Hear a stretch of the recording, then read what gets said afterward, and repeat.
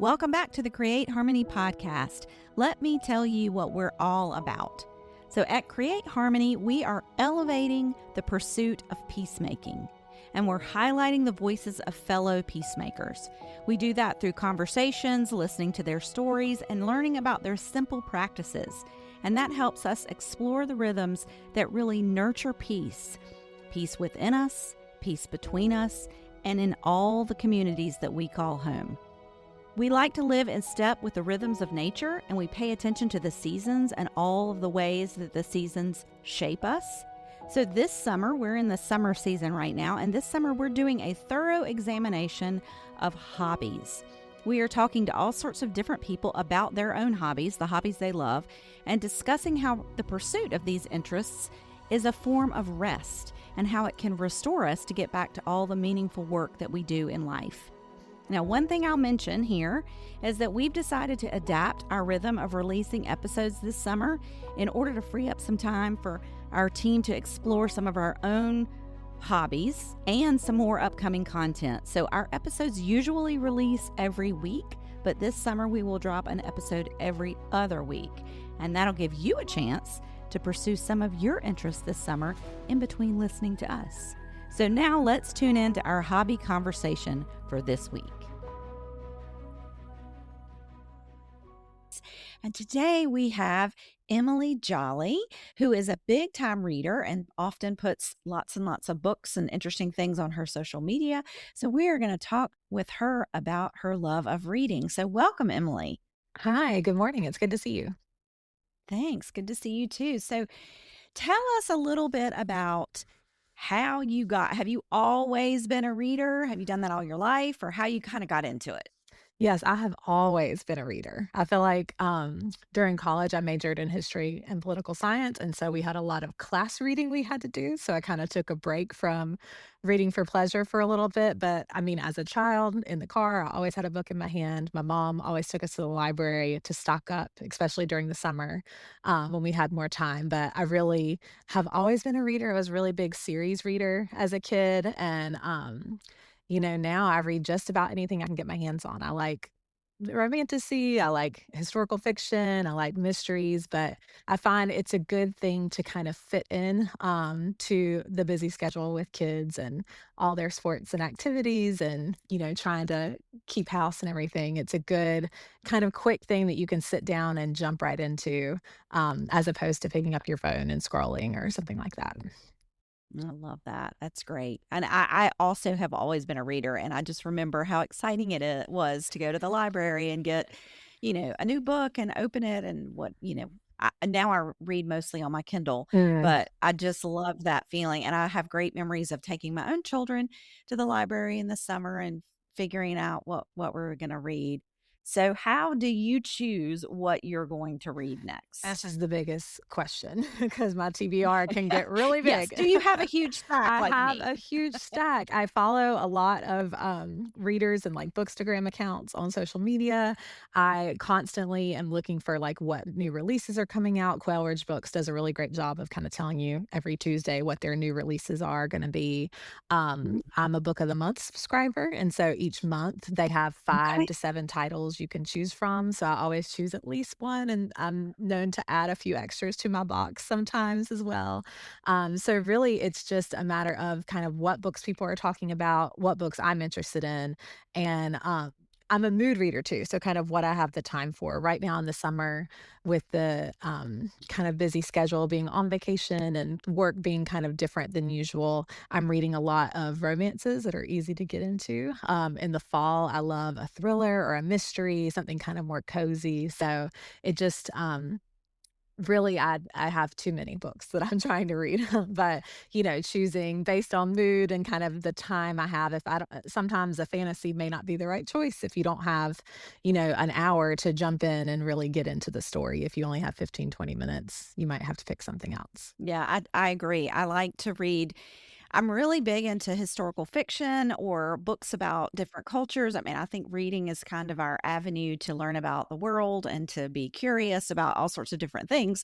And I love to read that kind of thing. But I feel like in the past couple of years, maybe my life or my brain, I'm not sure, has been too cluttered and full to really take in some of the deeper.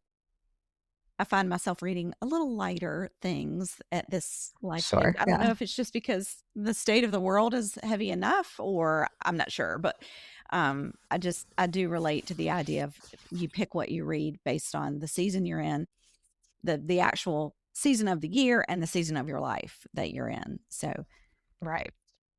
Sometimes you want it to be more of an escape too, you know? So, like recently, we're going to Yellowstone in a couple of weeks. And so I've been reading a little bit about the history of Yellowstone. And while those books have been interesting, I'm kind of excited to jump back into something a little easier. Cause again, with everything going on in the world and everything, it's kind of nice for a book to be sort of more of an escape sometimes. I agree. So, what are some of your favorite things that you're either reading right now or that you have read? What are the some things that come to mind that have been impactful to you? Oh, so many. So for This will be romance, an I hour really and a half love conversation. I know. So for romance, I really love Emily Henry. She typically puts out one a year or so, or one every other year, and it's romance, but there's always a little something more to it. You know, there's always something that the characters are working through, and I just really love her writing style. And then historical fiction, I love Kristen Hanna. She's kind of women's fiction sometimes, but sometimes she dives a little bit more into historical fiction, and her most recent book, The Four Winds, was just incredible to me. It was about the Dust Bowl, and I had not really read much about that time period, at least again, not since the history major in college. And so it's really neat to go deep into the characters, kind of everyday people's lives during those certain time periods. And then I'm a huge romantasy reader. Anything people are talking about, Fourth Wing is such a big romantasy series right now, and there's 3 books out so far of a possible 5 books coming. And so that's one that when it gets released, I usually go to the midnight release parties at one of the local bookstores, and I'm really excited to get my hands on it. And the same thing for the A Court of Thorn and Roses series. Again, there's Mm. 5 books of that out so far, but her 6th book is coming out in October, and we're all kind of counting down the days and trying to do rereads before those come out.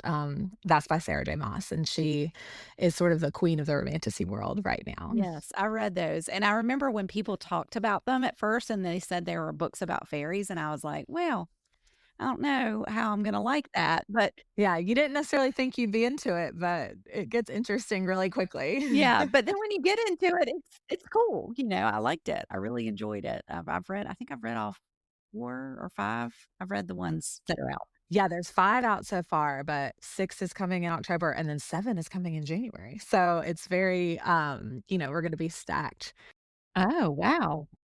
Things to look forward to. through the Yeah. fall, exactly. It's also I feel like recently too, there's been so many, book adaptations, either into series or movies, and so a lot of times I may have already read that, but if something I know is coming out, I may do a reread or try to read it before the show or the movie comes out, because it's really nice to, see a lot more of those things being put forth by studios and stuff. Because Yes. again, I feel like Bookstagram and all of that has really blown up in the last few years, so it's kinda fun to see what's risen to the top and become more popular. Yes, I did that. I was, like, the only person that didn't read Remarkably Bright Creatures when it was, such a big deal, Oh, it's so good. and then it's just come out on Netflix, and so I listened to it actually on Audible, and it's so good. I just It's really, so really liked good. it. I haven't seen the Netflix version of it yet, but, that's on my Yeah, list, so same with Project Hail Mary. I had read it a few years ago, and then, when the movie was coming out with Ryan Gosling, I was like, "I'm gonna listen to the audio this time before going to see the movie." So it's really again, it's interesting to see the choices the studios have to make to fit a huge book like that into a movie, but it's been sort of fun that books are kind of, I feel like, being more brought to the forefront in the last couple of years in entertainment as well. yeah, I love that too. So, are you a book club person? I am well, the only book club I'm a part of currently, we read whatever we want to, and then we come talk about it that month together. Oh, So we okay. started when our kids were babies, and we would just, meet on like a Saturday morning at someone's house, and the kids would really interrupt us a bunch of times, and we would have a hard time getting through our book, or getting through our discussion of our book. And so we started several years ago just saying, whatever you have the time to read, like if it's a couple interesting articles, or if it's a couple of whole books in the next month, whatever you have time to read, come and talk about it, and come and bring them and swap. And so that's sort of what it morphed into when the kids were little. And then we enjoyed it so much that as they've grown, now we meet for, dinner, and we can leave the kids at home by themselves. And but we still kind of enjoy the, like, whatever you're into or whatever you find interesting, read it and then come talk about it. And sometimes we'll bring our books to swap and stuff like that too. So that's been my most successful book club. Sometimes when I've joined others, I've had either a hard time fitting in that book and other things I'm doing, or haven't necessarily loved the book choices, but kind of always on the hunt for a new and interesting way to do that as well.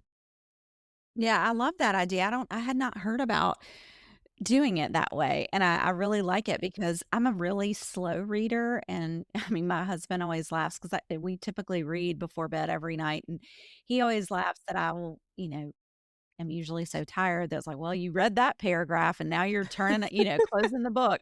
And so it takes me a long time to get through something, and that's sometimes a struggle with a book club is that, they've moved on to 3 more books and I'm Right. still on the 1st book, Yeah. so yeah, I like the idea of just, read what you have time for or energy for, and then you can share, and it's a good way to learn about lots of different stories and books and Yeah, or, like, if you've had your heart set on a book from the library and your library hold comes in and you can finally read it, it's nice to not feel pressure to finish something else before you can kinda yeah, jump into something new that you might wanna read. I love that. How often does this book club unique book club meet?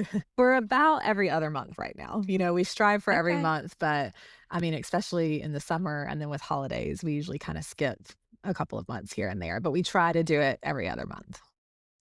Okay, I love that. That's awesome.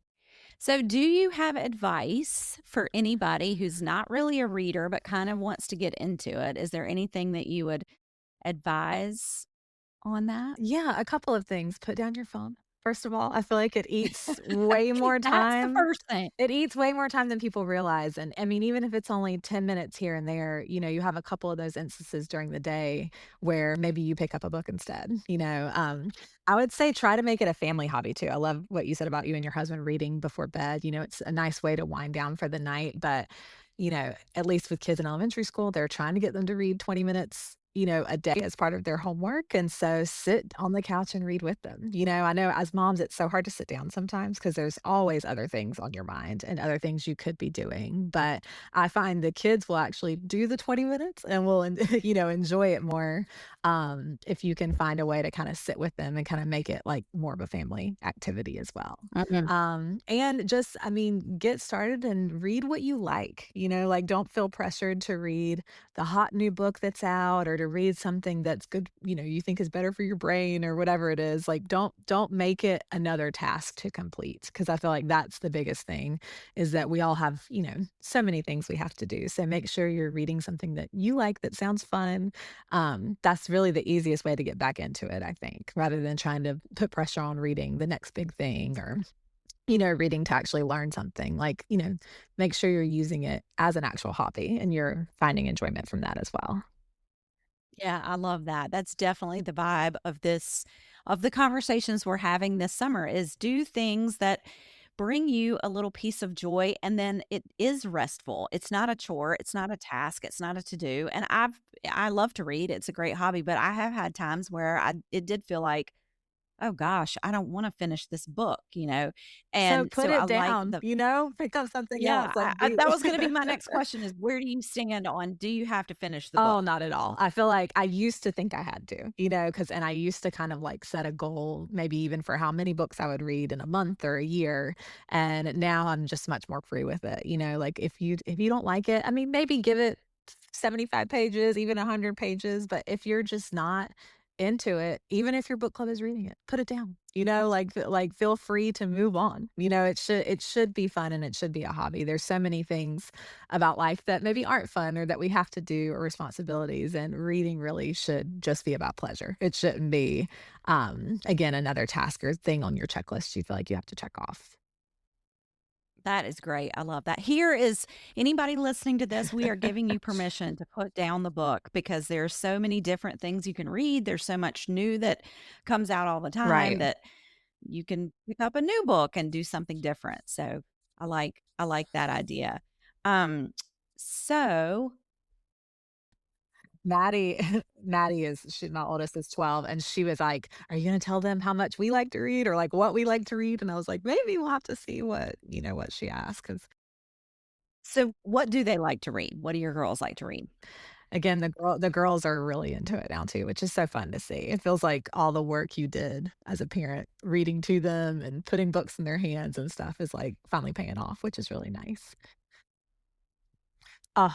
Maddie is 12 and likes to read romance, and so I have a very hard time finding romance that, is appropriate for middle grades or even some young adult stuff gets to be a little too much, but again, this is where you lean on your librarians too. I feel like Wake County Public Libraries are so great, and there's nothing more that they would love than for you to come ask them a question and ask them, what they should be reading, but, she likes fantasy too, so she's a big she read all through Harry Potter, she's read, um, a couple different fantasy series, but again, right now at 12, she's kind of gotten more into the romance and relationship type stuff, so it's been kind of fun to see. Lynn Painter is a pretty decent YA author, there's a little bit of language, but, there's nothing more than just, like, a kiss happening on the page, but she writes, like, middle school and high school romance really well, so she really loves her. Maddie's read and loved The Hunger Games. I just gave her Twilight for her birthday, which was something that I loved to read kind of when I got back into reading at, 25 years old. But again, she's one of those kids that it's hard to put enough books in her hands. So we're constantly kind of at the library and searching for new things. But again, the librarians love to help you with problems like that.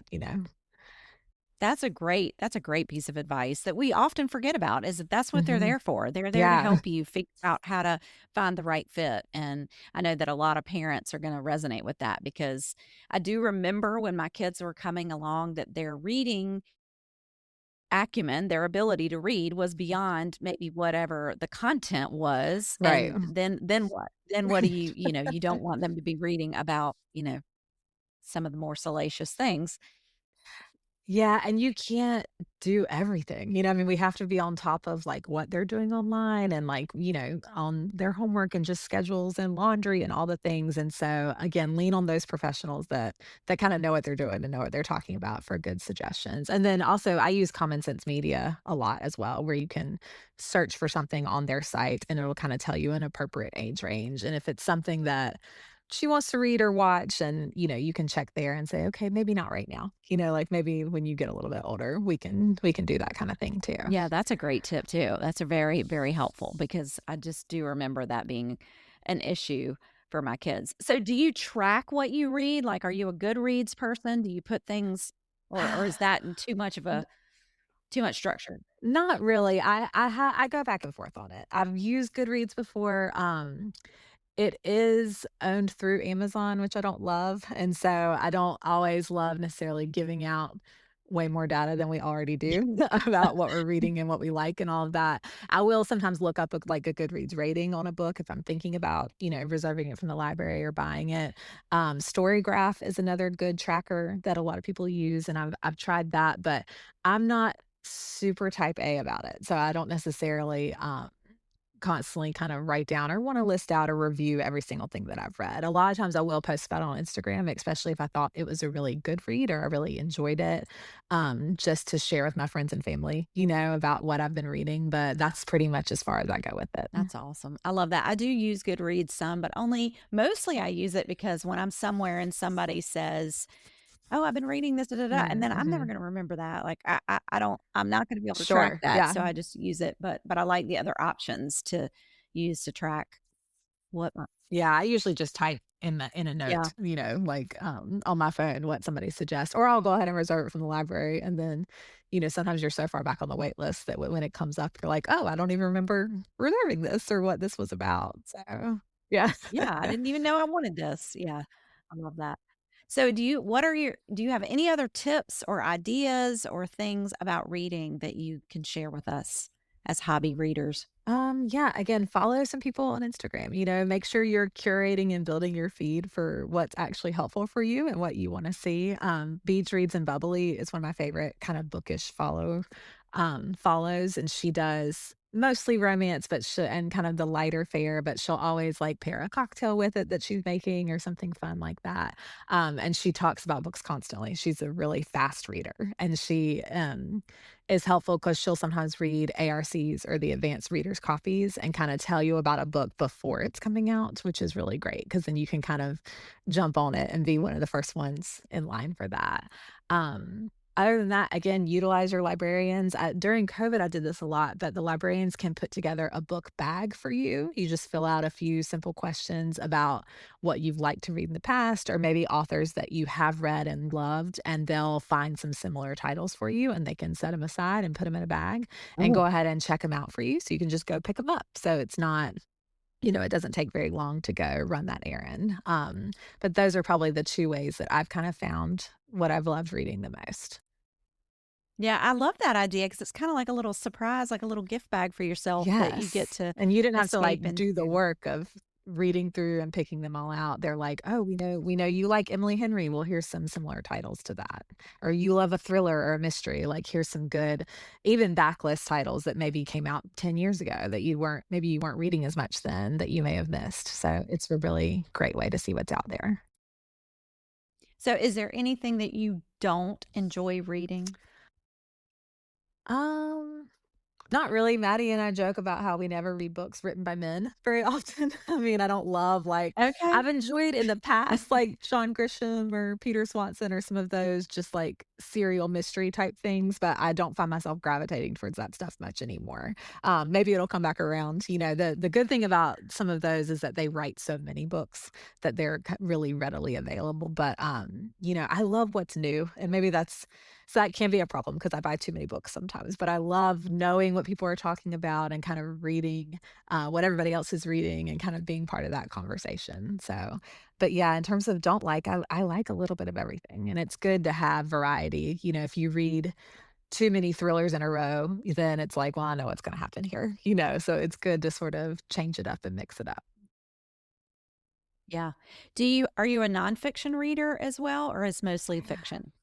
I do. I don't find it as restorative or restful to read For nonfiction, sure. but I do. I'm renewing my, teaching license right now, and I have a 9 through 12 social studies teaching license, and I'm not teaching actively, but I'm considering going back to it in the future, so I'm renewing it and taking these different courses, to kind of get back into that, and I've enjoyed reading even some of, like, the primary source documents for that, but I feel like if it's restful, then typically I'm going with fiction.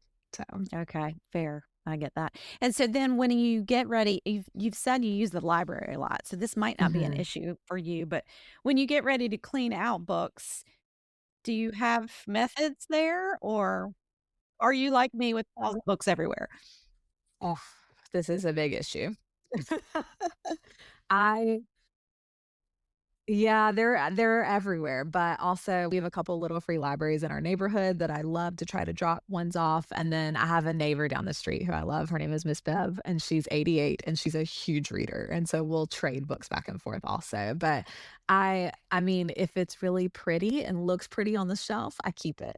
Or if I think I'm gonna read it again. Like some of those fantasy series, I love to do a reread before the next one comes out.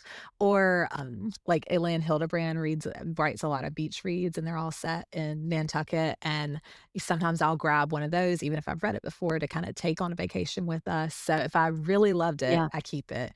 If I didn't and the spine is not gorgeous or, there's no pretty Oh, sprayed yeah. edges or anything, then I try to go ahead and pass it along. It's hard though. It just kinda depends. If I think James will enjoy reading it, I'll keep it, so he can read it as well. But yeah, we're running out of space quickly over here, so try to pass them on too. Yes, yes, for sure. since I read mostly on my Kindle, that helps because for my fiction, it's on the Kindle, but for nonfiction, it just feels like there's always one more book that then and I have a pile that maybe I thought I was gonna read that is still, and You maybe I will. will Sometime, sure. someday. Maybe I will. But yeah, they're just piling up. It's growing faster than I'm whittling it down, but Yeah. that's okay. I just like all sorts of new ideas in a book. It's just so exciting. I know, and then you have when the mood does strike to read something different, you have something available right there, which is That's nice. right. That's right. I love that. Well, Emily, thank you so much for this conversation. This is so great. I know that people are going to listen to it and think, oh, I'm going to get into reading, or that's a great tip. And I'm going to, this is a great way to enhance my hobby of reading. So thank you for being with us today. We've got several more hobby conversations coming. I think we've already talked about cooking and some cycling and camping.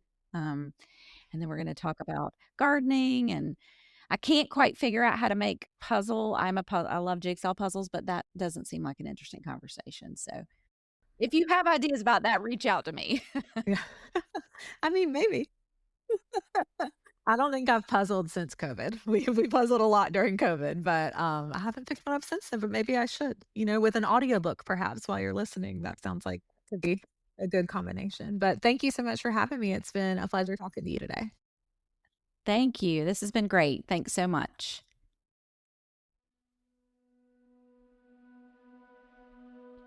Hope you enjoyed our conversation today. At Create Harmony, we're all about finding ways to soothe our souls and calm our bodies. And on that note, I want to remind you about a resource we have available that I don't want you to miss. It's our Peaceful Pathways box. It's a gift and an experience all rolled into one. So here's what I mean. Each season, we create a box that's filled with self-care items and meditation resources. But before you say, I can't meditate, let me explain a little more. In each box, you get a card, and it has a link with a series of guided meditations that are themed for the season. So when you go to the link, you click on that, and then there's a place for you to orient yourself to the experience. And we give very clear explanations. We tell you exactly how it works and how you can weave this into your rhythm and have more peace in your daily lives. All the meditations are less than 10 minutes long, so you can tuck that into almost any busy day. And let me paint the picture for you a little bit more. All you have to do is click on it, and then you settle in and listen for a few minutes. My voice is going to be your guide, and I'll provide just enough description that'll hold your attention, but I will not dominate your mind. So you'll just be listening along, and you'll conjure up images based on what my voice suggests, and you can see beautiful pictures, and you'll feel carried away to a peaceful place while you listen, and you'll finish up the experience relaxed and restored. Then also in the box are mental wellness and self-care goodies provided by Petal and Pink Mental Wellness Boutique, and this is intended to reinforce your experience. So for example, in our winter box, we talked a lot about snuggling up in a cozy nook, and in the box was a neat little hand warming mug and then a candle making kit. So you could take that mug, you could create a cup of tea or a cup of coffee, snuggle in your nook, you could make the candle, put the candle right beside you, and the whole experience becomes more robust. You've got peace with using your senses. You smell the candle and sip the tea, and you're listening. So that's like multi-sensory experience right there. And I want you to understand how powerful and pleasant that experience can be. So picture yourself. Your week has been extra busy and extra full, and everybody in your life seems to need something from you, and they need it right away. You feel tired, and at the same time, you feel just a little agitated and can't quite figure out how to decompress. And if you had these meditations and these self-care items, you'd have all the resources you need to care for yourself well. To get more information about this pathway to peace, go to our website, mycreateharmony.com. And until next time, peace.